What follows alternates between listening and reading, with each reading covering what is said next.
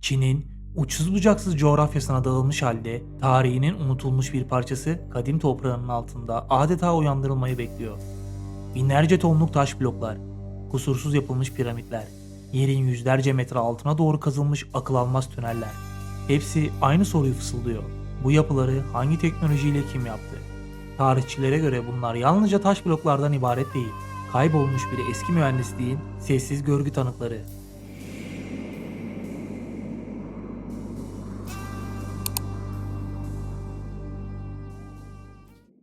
Çin'in Nanjing şehrinin dışında bulunan Yangshan Taş Ocağı'nda arkeolojinin en büyük bilmecelerinden biri var.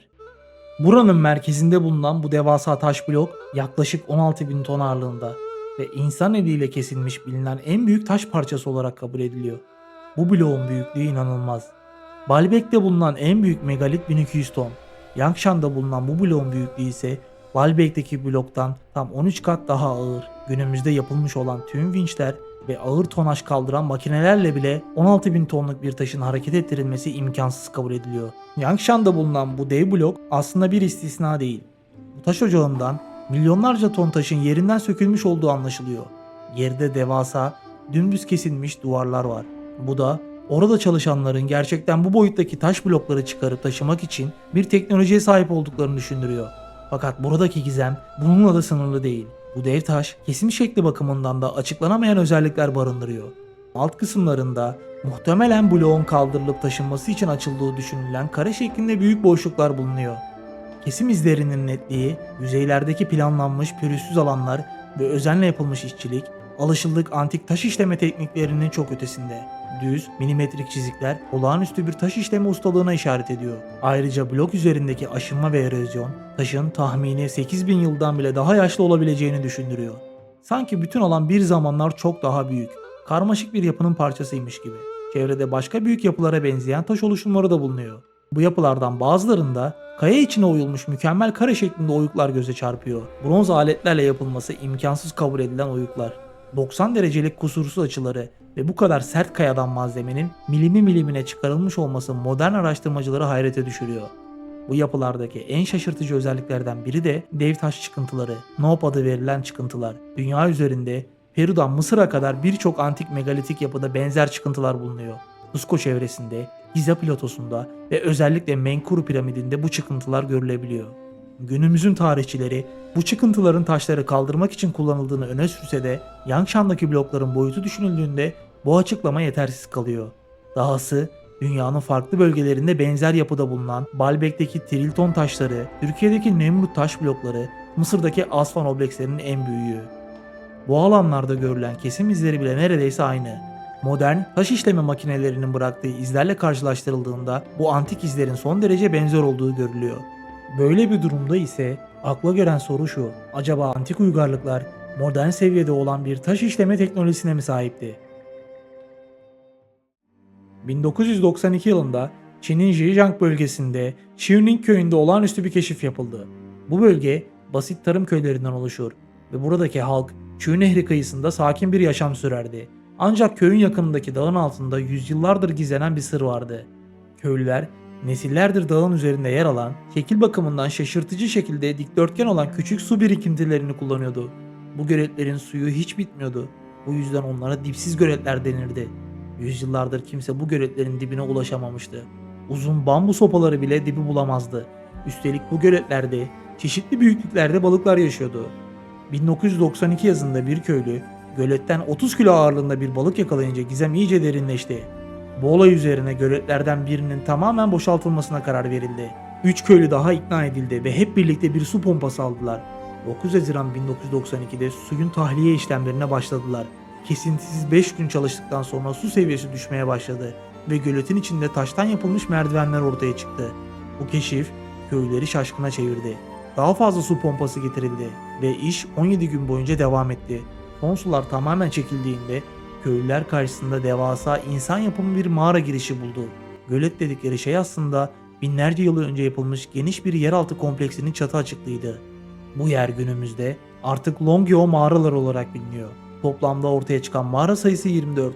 Bunların 14'ü çökmüş olsa da sağlam kalan mağaralar mükemmel düz tavanlara, 45 derecelik açılarla kesilmiş duvarlara ve aynı hizada yapılmış zeminlere sahipti.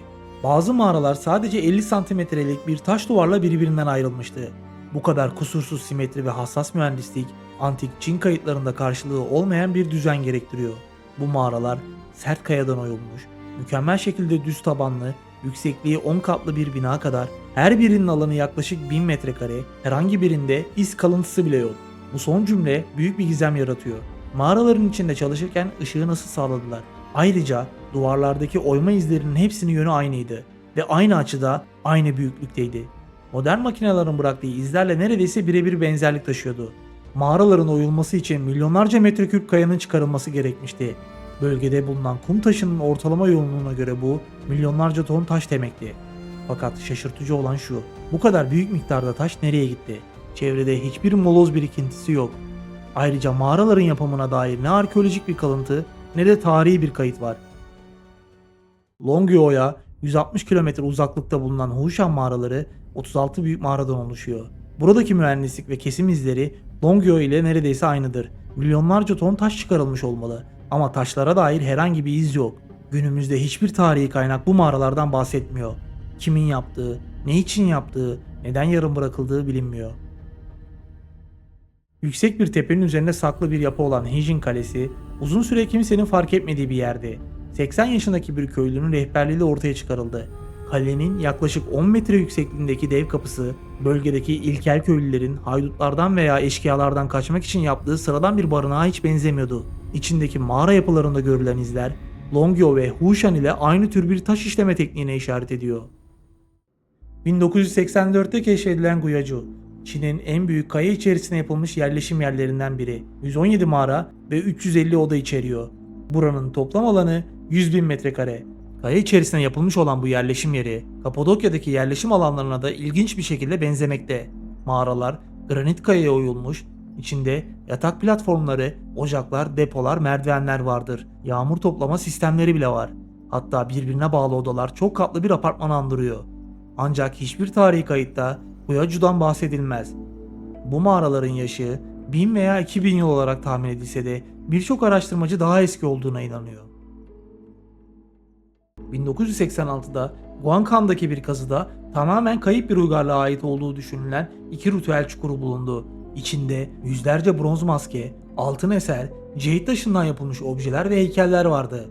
En dikkat çekici eserler ise 1,5 metre genişliğinde dev bir bronz maske, 2,5 metre yüksekliğinde bronz insan heykeli, yılan gövdeli insan figürleri, ejder başlı bronz kutular. Bu eserler Çin kültüründe görülmeyen tarzda olduğundan uygarlığın kökeni hala tartışmalı olsa da Sanxingdu uygarlığına ait olduğu da bu tartışmaların arasında. Birçok eser kasıtlı olarak kırılmış ve yakılmış. Bunun bir felaket mi yoksa bir ritüel mi olduğu bilinmiyor. Çin'de 200'den fazla piramit vardır. Bunların çoğu Shanxi bölgesindedir.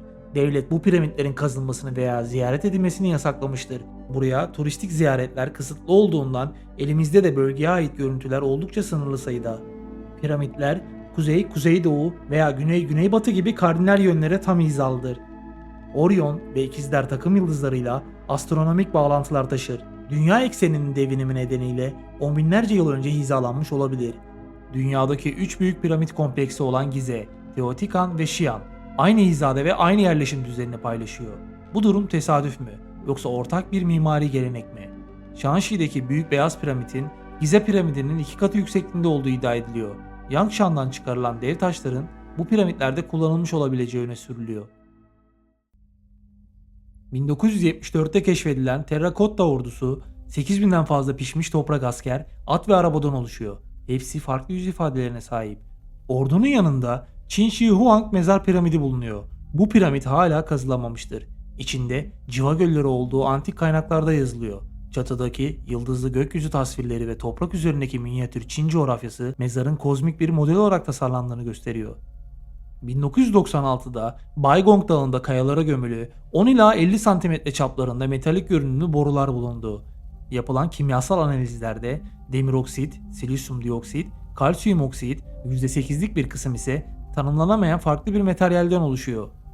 Sonradan yapılan bazı bilimsel çalışmalar bunların doğal fosilleşmiş ağaç kökleri olabileceğini gösterdi. Ancak 2007'de yapılan bir çalışmada bazı örneklerde radyasyona rastlanılması tartışmayı yeniden alevlendirdi. Yangshan'ın taşınamayan megaliti, Longyeon'un akıl almaz mağaraları, devasa piramitlerin gökyüzüne hizalanması ve Sanshidou'daki mühendislerin yabancı kültürlerden esinlenerek yaptığı yüzlerce mağara kompleksinde bulunan gelişmiş mühendislik. Bu soruların hepsi tek bir kapıya çıkıyor. Bu izler bir zamanlar Çin topraklarında yaşamış, kayıp ve ileri bir uygarlığın kalıntıları olabilir mi? Günümüzde gelişmiş olan arkeoloji henüz bunlara bile kesin bir yanıt veremiyor. Ancak elimizdeki yapılar klasik tarih anlatımının açıklamakta zorlandığı bir gerçeğe işaret ediyor. İnsanlık tarihinin bilinen kısmı buzdağının yalnızca görünen yüzü olabilir.